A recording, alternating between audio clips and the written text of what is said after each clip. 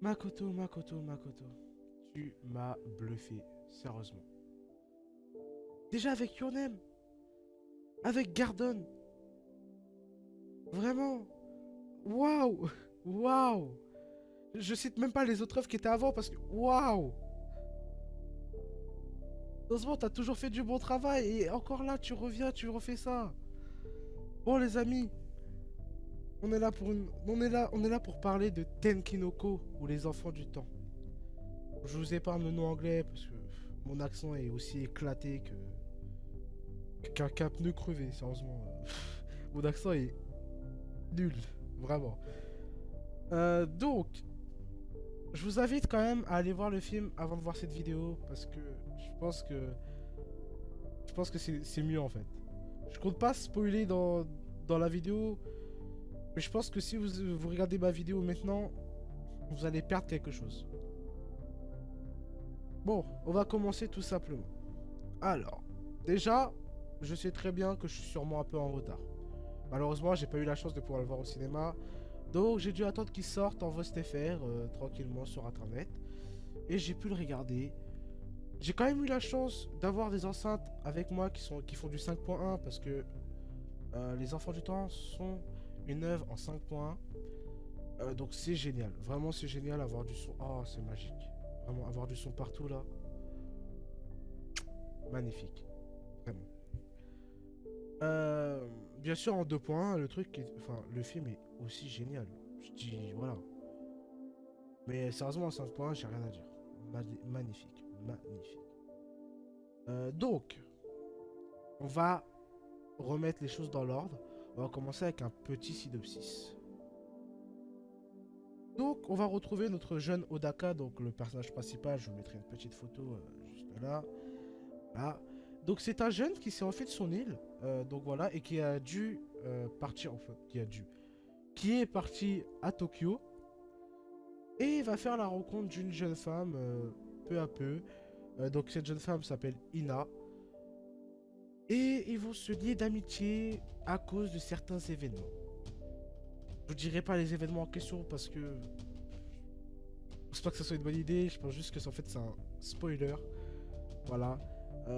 Personnellement, moi j'ai regardé après j'ai regardé le film en premier et après le synopsis. Et bah sérieusement, je suis bien content de l'avoir fait. J'aurais regardé le synopsis, je pense que j'aurais pas eu la même saveur. Parce que vraiment le synopsis, je sais pas vous, hein, vous irez le voir après, mais pour moi, je pense qu'il allait déclencher quelque chose en moi qui allait faire qui allait tout simplement enlever tout cette magnificitude. J'ai même pas le mot, tout cette magnifique. Je sais même pas comment ça se. Toute cette beauté en fait. Donc, on va commencer par quoi? Je pense qu'on va commencer tout simplement par les OST. Parce que pour moi, les OST étaient quelque chose de fou. Là où Your Name, par exemple, on disait qu'il était blindé d'OST, il est vrai que je suis un peu d'accord avec ça. Your Name avait énormément d'OST dans son film, ce qui était des fois assez dérangeant. Là, dans Tenkinoko, vraiment, les OST sont là. Mais pour avoir de la profondeur, ils sont pas obligés en fait. Ils ont pas forcé sur les OST. Il y avait des scènes qui étaient ultra profondes, qu'on sentait vraiment, sans OST, et c'était magnifique. Pour les OST, c'était Radwims, si je me souviens bien. Euh, Vraiment, leur son génial, mais vraiment. Pour ceux qui ont vu 5 cm par seconde, ou Garden, ou le voyage d'Agatha, non, le voyage vers Agatha, bah les OST, je trouve qu'il y avait c'était à peu près pareil en fait. Je crois que c'était, je sais plus c'était qui avait fait ça, c'est Tenmon, je crois. Tenmon qui avait fait ces musiques-là. Bah vraiment, c'était similaire. Il y avait quelque chose qui était à peu près pareil. Je sais pas du coup si c'est Makoto qui a demandé ça, qui se rapproche un peu de Tenmon. Je mettrai son nom hein, si c'est pas ça. Hein, de Tenmon là-dessus. Mais vraiment, ils ont assuré. Là où dans Your Name, je trouvais ça. Enfin, c'était bien, hein, vraiment, les OST de Your Name étaient géniales. Euh, Mais je trouve que si on avait mis des OST à peu près similaires à ceux de Your Name dans Tenkinoko, je pense qu'on n'aurait pas eu le même effet. Vraiment, l'effet qu'ils nous ont donné aujourd'hui avec ce son-là, il est vraiment magistral. Il est oufissime. J'utilise des nouveaux mots parce que... Enfin, magistral, ça existe, mais oufissime, voilà. Donc, niveau des OST, rien à dire. Vraiment magique. Il n'y en a pas énormément. Il y en a pas énormément, mais il y en a. Et il n'y en a pas totalement besoin aussi pour se mettre dedans. Bien sûr, maintenant on va parler du visuel. Le visuel. Alors, c'est Makoto quoi. C'est Makoto. T'as déjà vu une œuvre où Makoto fait un travail où il n'a pas un beau visuel? Moi j'en ai jamais vu. Garden, magique. Your Name, magique. Les autres œuvres, magique aussi. Je vais pas tous les citer parce qu'il y en a... Je sais pas, il y en a combien d'ailleurs. Faudrait que je vérifie ça. Euh... Magnifique. Alors, je prends l'exemple sur Your Name, hein, parce que c'est ce qui se rapproche le plus, parce que c'est Your Name et juste après Tenkinoko, donc on se prend. Alors, vraiment, rien à dire sur le visuel. Magnifique. Encore une fois, je le redis. Donc, par rapport à Your Name, je dirais pas que c'est supérieur ou inférieur même, hein. Vraiment, on peut pas vraiment enfin, on peut pas vraiment les comparer en fait. On est sur un environnement très différent, hein, parce que dans Tenkinoko, on est vraiment sur de l'urbain, donc on a des très très belles rues, enfin un train, tout ça, vraiment c'est magnifique quoi. Euh, on a aussi la lumière en fait qu'on retrouvait dans Your Name n'est vraiment pas pareille à celle de Tenkinoko. Parce que quand on regarde bien les enfants du temps, ça va se passer énormément, il y aura énormément de pluie en fait. Tout au long du film, il va pleuvoir. Il y aura quelques temps où il y aura de la lumière, et là, ça va être magnifique. Vraiment, la lumière, elle va être éblouissante. Mais la plupart du temps, il n'y aura pas cette lumière éblouissante. Ce sera plutôt une lumière douce, en fait. Genre une lumière chaleureuse. Tu vois, elle vient de caresser le poil comme ça, tout doucement, tu vois. Et c'est ça que j'ai adoré. Heureusement. Et le fait d'avoir ce côté plus doux, en fait, bah, vraiment, c'était vraiment magnifique. Vraiment. Il y a des gens, il y a des gens qui disaient totalement, ouais, Tenkinoko, sûr, ça va être une sorte de remake de Your Name, quoi. Un Your Name en peut-être mieux ou moins bien, quoi. Ça va juste une pâle copie, quoi. Et bah, pas du tout. Vraiment pas du tout. On est vraiment sur un environnement totalement différent. Même si les personnages, au niveau du design, ils se ressemblent un peu. Je veux pas. Oui, c'est vrai, ils se ressemblent. Niveau caractère, c'est pas du tout ça. Ils ont un caractère totalement différent. Ce qui est vraiment bien en fait. Parce que tu veux. Au niveau du film même, tu vas pas te sentir dépaysé par rapport à un Your Name. Ça, c'est sûr. Par contre, au niveau des personnages, c'est totalement pas pareil. T'es sur deux personnages totalement différents. Voilà. Your Name a ces deux personnages qui ont un caractère vraiment différent des deux personnages de Tenkinoko. Et ça, je trouve déjà c'est un bon point. Clairement, c'est pour dire que Your Name ne sera jamais pareil que Tenkinoko. Il y a déjà ça, il y a déjà le visuel. Tout est vraiment, c'est différent en fait. Faut pas se dire que Your Name, bah, c'est comme Tenkinoko. Voilà, faut pas dire ça. C'est pas ça qu'il faut dire. Donc ensuite, parce que je pense qu'au niveau du visuel, je peux plus vraiment rien dire à part que c'est magnifique, les OST sont magnifiques. Euh, Parlons un peu des thématiques abordées dans ce film. Alors, si vous regardez beaucoup de Makoto, au niveau des thématiques, c'est plutôt des thématiques en mode amour interdit. Enfin, non, plutôt amour impossible. Voilà. Avec Your Name, par exemple, donc il y a un amour impossible. Garden, voilà. Euh, dans Tenkinoko, il y a, enfin, je pense, enfin, j'ai pas vraiment remarqué cet amour impossible. Certes, à un moment, on l'a senti. À un moment, l'amour impossible était présent, mais il était là qu'un seul moment. À l'inverse de Your Name, l'amour impossible a été présent tout au long, quoi. Alors que là, Tenkinoko, ouais, à un moment, ok, mais après, voilà. Je pense que il a voulu peut-être aborder une autre thématique. Et je pense que la thématique qu'il a voulu aborder, c'est la recherche de soi. Par exemple, avec le garçon principal, donc Odaka. Odaka. J'ai toujours du mal avec son prénom, hein. J'ai vraiment. Ou par exemple aussi avec l'un pas des personnages principaux, mais un autre personnage, donc un second, voilà, un personnage secondaire. Là aussi, je pense que il a voulu aussi aborder ça. Bien sûr, il y a peut-être une thématique aussi au niveau de l'environnement. Ouais. Je dirais plus sur la fin. Oui, mais enfin, c'est pas ce qui a abordé le plus, quoi. Vraiment pas. Alors, donc, ce que je voulais parler encore, c'est au niveau tout simplement de la trame narrative de Tenkinoko. Et là, je parlais de Your Name. Parce que, encore une fois, il y a des gens qui disent que Tenkinoko, c'est pas que Your Name. J'ai pu prouver que les personnages déjà ils étaient différents au niveau de l'histoire. Enfin, au niveau plutôt du design, c'est aussi différent, mais il y a aussi l'histoire. Alors, certes, il y a toujours ce petit côté fantastique où Your Name, par exemple, c'est par rapport au changement de personnage, enfin, un changement de corps là. Et dans Tenkinoko, il y aura aussi ce petit côté fantastique. Je ne dirai pas où ni comment, mais il y sont.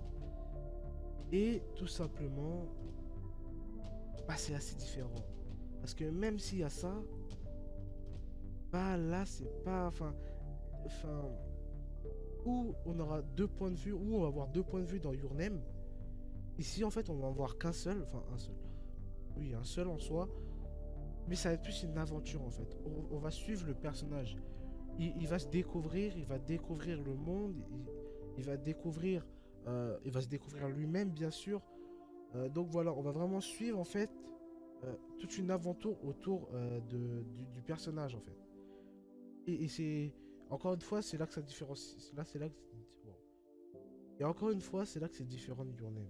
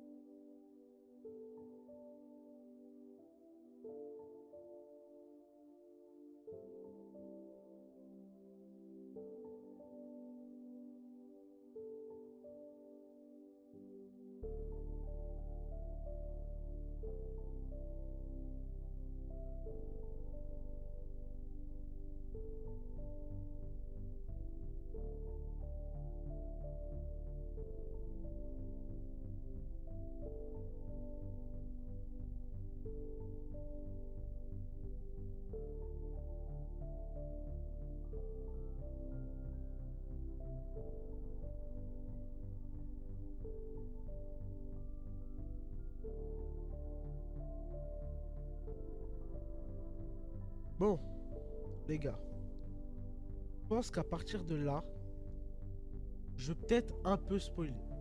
Donc je vous mets un timecode jusqu'à... Non, non, même pas, même pas. Sérieusement, je pense que la vidéo va tout simplement s'arrêter là. Bien sûr, à la fin, il y aura juste un petit au revoir, likez, n'hésitez pas. Vous savez quoi, je vais vous le dire maintenant. Si vous avez aimé la vidéo, n'hésitez pas à like. Voilà. Abonnez-vous pour plus de vidéos. Si vous aimez encore plus les vidéos comme ça, lâchez un petit commentaire pour me dire ouais, je voudrais une vidéo sur ça, sur ça, sur ça. Bien sûr, je ferai. Je choisirai par rapport à ce que j'ai vu, je ferai, je ferai. Ne vous inquiétez pas. Donc n'hésitez pas à vous abonner. Et quelqu'un m'a dit de vous dire, n'oubliez pas d'activer la cloche. Il se reconnaîtra en regardant la vidéo, mais n'oubliez pas d'activer la cloche. Voilà. Donc, je vous laisse enfin, vous mettez pause. Réfléchissez si vous voulez continuer la vidéo ou si vous voulez partir.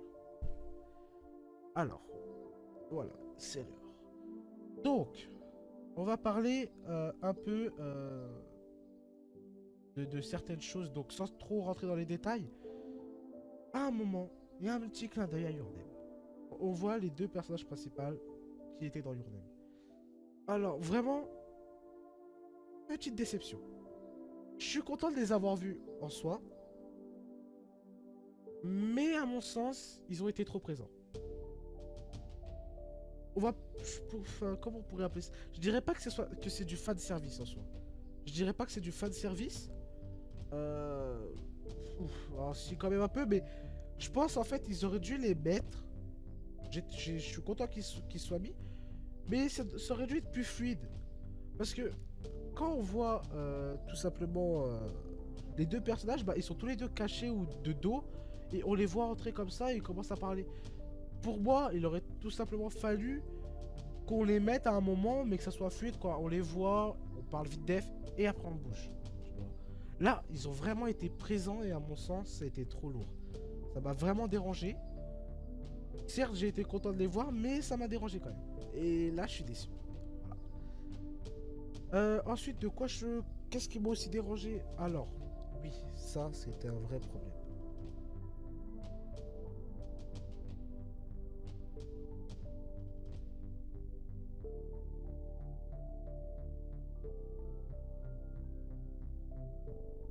Alors, ce qui me dérange aussi, c'est le fait que ça soit tout simplement trop facile à deviner ce qui se passe à la fin. Oh my god, que ça m'a saoulé. Je me disais, sérieusement, Makoto, avec Your Name, j'ai eu du mal à voir ce qui allait se passer à la fin. J'ai réussi à deviner, tu vois, parce que, voilà, quoi, je suis pas con, tu vois, c'est assez facile. Surtout que, vraiment, je pense pas être le seul à avoir deviné ce qui allait se passer à la fin de Your Name, quoi. Le truc là, c'est que j'avais quand même un peu galéré, tu vois, en soi. Mais là, avec Tenkinoko, wesh, ouah, qu'est-ce que t'as fait, mec? C'était trop facile. Bon, clairement, je veux dire ce qui se passe. Donc, si vous voulez pas savoir, avancez. Je mettrai même pas de taille comme. Sérieusement, sérieusement, voilà. Si vous voulez tout simplement pas entendre ce qui va se passer par la suite, parce que je vais m'arrêter là juste après, partez direct. Voilà. Vous aurez au moins un petit défaut du film. Makoto, qu'est-ce que tu m'as fait? Sérieusement, le fait qu'il se retrouve à la fin. Mais c'était calculé à l'avance. C'était trop facile à savoir. Trop facile à savoir. Moi, quand j'ai commencé Tenkinoko, je me suis dit, ouais, bah cool, on va encore avoir cet amour impossible, en fait. Le personnage principal ne va pas pouvoir aimer celle qu'elle aime, ou il y aura quelque chose qui va les empêcher. Je dis, ça va être cool, et à la fin, ils vont sûrement pas pouvoir s'aimer.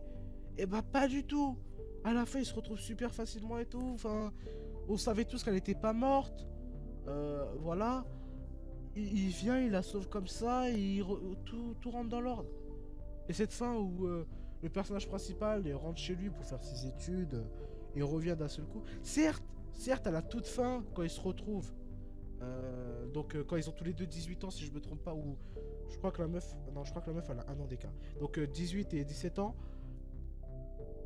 et que le mec, je le vois pleurer et tout en train de lui donner la main.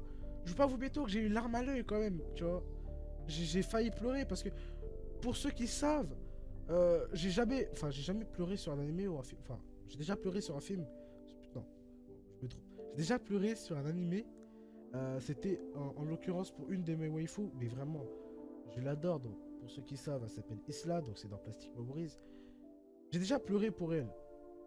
Parce que je suis désolé, à un moment, il va se passer quelque chose, je ne spoil pas pour ceux qui l'ont pas vu, il va se passer quelque chose qui m'a fait pleurer.